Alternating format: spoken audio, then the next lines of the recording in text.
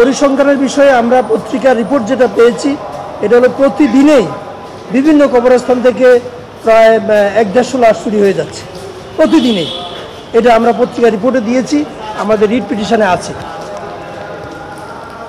আমরা যে রেফারেন্সটা দিয়েছি সূরা আবাসার, সেটা হচ্ছে ২১ এবং ২২ নম্বর আয়াত। সেখানে আল্লাহ বলছেন যে তারপর তার মওত ঘটান এবং পৌঁছে দেন তাকে কবরে, অথবা যখন চাবেন তখন আবার উঠিয়ে আনবেন তাকে। তাহলে একজন মানুষের যখন কবরস্থ করা হয়, সে কিন্তু তার জীবিত অবস্থাতে রাইসটা, মরার পরে দিকে রাইসটা কিন্তু চলে যায় না। এই যে আমরা দেখছি, এবং মুসলমান ছাড়াও হিন্দু, বৌদ্ধ, খ্রিস্টান যারা আছে তাদের এইরকম হচ্ছে। তাহলে একজন মানুষের যে রাইটস আছে জীবিত থাকা অবস্থায়, একজন নাগরিক হিসাবে, একজন মানুষ হিসাবে তার যে অধিকারটুকু, মরার পরে তার অধিকারটুকু কিন্তু নষ্ট হয় না।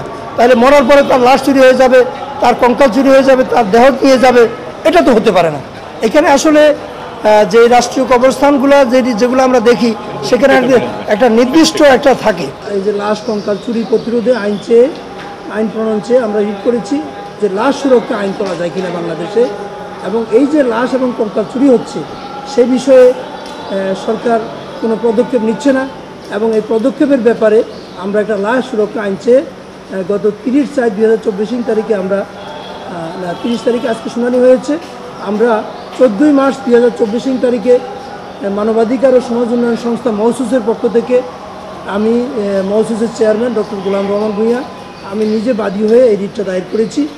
এবং এই রিট দায়ের করার পরে দীর্ঘদিন শুনানি হয়েছে, বেশ কয়েকবার শুনানি হয়েছে। গত পরশু দিনে শুনানি হয়েছে। আজকে বিজ্ঞ হাইকোর্ট বিভাগ আজকে আদেশের জন্য ধার্য করেছেন 30/4/2024, এবং উনি আদেশ দিয়েছেন যে এই যে লাশ এবং কঙ্কাল চুরি হচ্ছে সেই বিষয়ে কেন পদক্ষেপ নেওয়া হচ্ছে না সেই বিষয়ে কারণ জানতে চেয়েছেন, এবং এই বিষয়ে সার্বজনীন একটা আইন করার জন্য আইন কেন করা হবে না সে বিষয়ে একটা রুল দিয়েছে।